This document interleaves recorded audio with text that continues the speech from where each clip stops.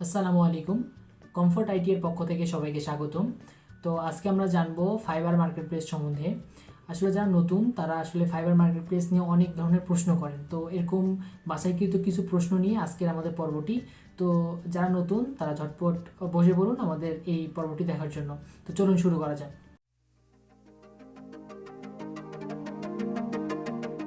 আমাদের প্রথম প্রশ্ন, যে আমি একটা পিসি থেকে কয়টা অ্যাকাউন্ট করতে পারবো।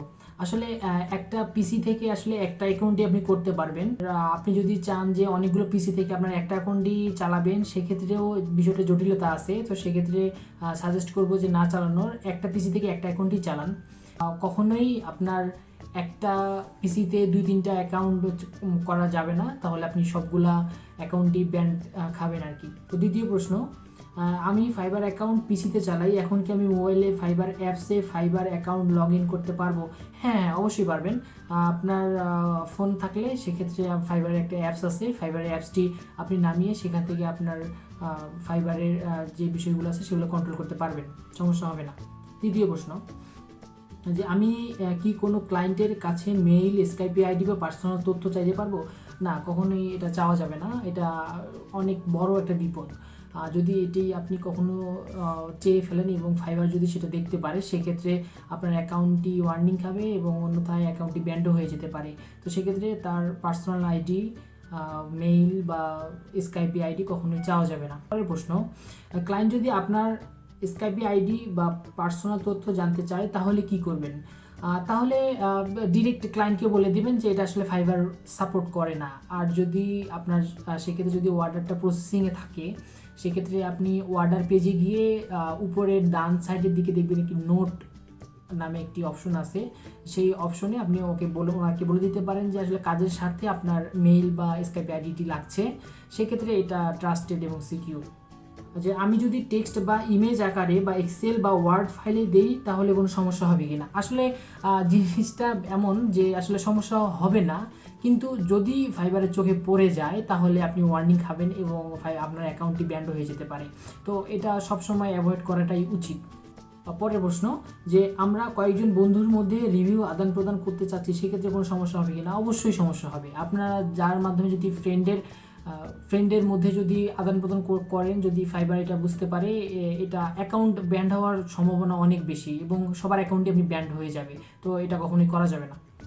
পরের প্রশ্ন, যদি অ্যাকাউন্ট সাসপেন্ড হয় তাহলে কি করণীয়? যদি অ্যাকাউন্ট সাসপেন্ড হয় সেক্ষেত্রে আপনি ফাইবারকে সাপোর্টে কথা বলতে পারেন যে আপনার কী জন্য অ্যাকাউন্টটি সাসপেন্ড হয়ে গেল। সেক্ষেত্রে তারা আপনাকে উপযুক্ত জবাব দিয়ে দিবে যে কেন আপনার আইডিটি সাসপেন্ড হয়ে গেল। সেক্ষেত্রে আপনি অবশ্যই কারণটা জানতে পারবেন যে আপনার অ্যাকাউন্টে কেন সাসপেন্ড হয়ে গেল। যদি যথার্থ কারণ থাকে এবং যদি আপনার কাছে তারা ডকুমেন্ট চায়, সেক্ষেত্রে আপনি উপযুক্ত ডকুমেন্ট দিয়ে আপনার আইডিটি ফিরিয়েও পেতে পারেন। পরের প্রশ্ন, পায়োনিয়ারের অ্যাকাউন্ট নাম এবং ফাইবারের অ্যাকাউন্ট নাম কি একই হতে হবে? না, আসলে এটা কোনো বাধ্যবাধকতামূলক নাই যে আপনার একই হতে হবে। এটা আপনার উপর ডিপেন্ড আর কি। এটা আলাদা হলেও সমস্যা নাই, বা এটা কোনো সমস্যা না আর কি। পরের প্রশ্ন, আমি কি আমার বাবা মা বা ভাইয়ের নামে পায়োনিয়ার অ্যাকাউন্ট আমার নামে খোলা ফাইবার অ্যাকাউন্টের সাথে যুক্ত করতে পারবো কি না? হ্যাঁ, অবশ্যই পারবেন। অর্থাৎ আপনি বলতে চাচ্ছেন এখানে যে আপনার নামে যে ফাইবার অ্যাকাউন্ট আছে এবং পায়োনিয়ারের অ্যাকাউন্ট এটা ভিন্ন নাম, তো সেক্ষেত্রে কোনো সমস্যা হবে না। মূল সমস্যাটা যেখানে হয় সেখানে হলো যদি আপনার একটা পায়োনিয়ার যদি একটা ফাইবার অ্যাকাউন্টে অলরেডি কানেক্টেড থাকে, সেক্ষেত্রে আপনি নতুন করে নতুন ফাইবার অ্যাকাউন্টে ওটা কানেক্ট করতে পারবেন না। পরের প্রশ্ন, যে আমার ফাইবার অ্যাকাউন্ট ডিজেবল হয়ে গেছে, নতুন ফাইবার অ্যাকাউন্ট খুলেছি, আগের ফাইবার অ্যাকাউন্টটি যে পায়োনিয়ার অ্যাকাউন্টে ব্যবহার করেছিলাম, নতুন ফাইবার অ্যাকাউন্টে কি পুরাতন পায়োনিয়ার অ্যাকাউন্ট ব্যবহার করতে পারবো? জি জি, অবশ্যই পারবেন। বিকজ আপনার যে অ্যাকাউন্টে ডিসেবল হয়ে গেছে, তার মানে আপনার ওখান থেকে আপনার পায়োনিয়ারের যে আপনি যে পায়োনিয়ারটা ছিল পুরাতন পায়োনিয়ার অ্যাকাউন্ট, সেই অ্যাকাউন্টটা ওখান থেকে ডিসেবল হয়ে গেছে, সরে গেছে। আপনি অবশ্যই আপনার নতুন যে অ্যাকাউন্ট আছে ফাইবার, সেটার সাথে আপনার পুরাতন যে ডিসেবল হওয়া যে পায়োনিয়ার অ্যাকাউন্টটা ছিল ওটা আবার কানেক্ট করে নিতে পারবেন, এটা কোনো সমস্যা না। পরের প্রশ্ন, যে ইন্টারনেট ব্যবহারের ক্ষেত্রে করণীয় কী? অর্থাৎ আপনি মূলত যে প্রবলেমটা ফেস হয় যে আমাদের আসলে একটা আইপি দিয়ে আমরা একাধিক অ্যাকাউন্ট চালাই, এটা প্রবলেম।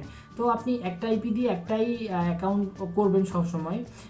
আর আপনি যে আপনার ইন্টারনেট প্রোভাইডার আছে তাকে বলে, তার সাথে কথা বলে আপনি রিয়েল আইপিটা নিয়ে নেবেন। রিয়েল আইপির অর্থ হলো যে আইপিটা কখনো চেঞ্জ হয় না। তো সচরাচর মাঝে মাঝে চেক করে দেখবেন যে ব্রডব্যান্ড কানেকশনটি আছে, সেই কানেকশনটি মূলত যে আইপিটি শো করে এই আইপিটি সবসময় শো করে কিনা। যদি ওই সেম আইপিটি সবসময় শো করে তাহলে আপনার জন্য কোনো সমস্যা হবে না। তবে আপনি একটু টাকা খরচ করে হলেও রিয়েল আইপিটা নিয়ে নেবেন, অর্থাৎ ডেডিকেটেড আইপি যেটাকে বলে। এটা ব্রডব্যান্ড কানেকশন যারা দেয় তাদের সাথে কথা বলেই আপনি নিয়ে নিতে পারবেন আর কি। আচ্ছা, পরের প্রশ্ন যে আমি যদি মডেম দিয়ে চালাই, যেমন গ্রামীণফোন, বাংলা লায়ন বা ওয়াই ম্যাক্স ইত্যাদির ক্ষেত্রে কোনো সমস্যা হবে কিনা? না, কোনো সমস্যা হবে না। এটা আসলে সবাই এইভাবে অনেকেই চালায় যারা আসলে গ্রাম অঞ্চলে থাকে, যাদের এখানে ব্রডব্যান্ড নাই, সেক্ষেত্রে তারা মডেম দিয়ে সবাই চালাচ্ছে, কোনো সমস্যা হয় না এবং আশা করি কোনো সমস্যা হবে না। তো এই ছিল আজকে আমাদের প্রশ্ন উত্তর। তো আসলে মূলত ফাইবারের যে টার্মস অ্যান্ড কন্ডিশনগুলো আছে এগুলো মেনে প্রফেশনালি যদি কাজ করতে পারেন তাহলে আপনার কোনো সমস্যা হবে না। ওদের সবগুলো নিয়ম এবং টার্ম এবং কন্ডিশনগুলো যদি মেনে সবগুলো কাজ যদি করতে পারেন তাহলে আপনার আইডিটি সুরক্ষা থাকবে সব সময়। আর আজকে যে প্রশ্ন উত্তরগুলো করা হলো এর বাইরে যদি কোনো প্রশ্ন থেকে থাকে তবে অবশ্যই কমেন্ট বক্সে জানাবেন এবং আজকে ভিডিওটি কেমন লাগলো সেটাও জানাবেন। আর আমাদের চ্যানেলটি নতুন গ্রো আপ হচ্ছে, তো সেক্ষেত্রে চ্যানেলের সাথে থাকবেন, চ্যানেলকে সাপোর্ট দিবেন এবং নতুন নতুন ভিডিও পেতে আমাদের চ্যানেলটি সাবস্ক্রাইব করে সাথে থাকবেন। ধন্যবাদ। আসসালামু আলাইকুম।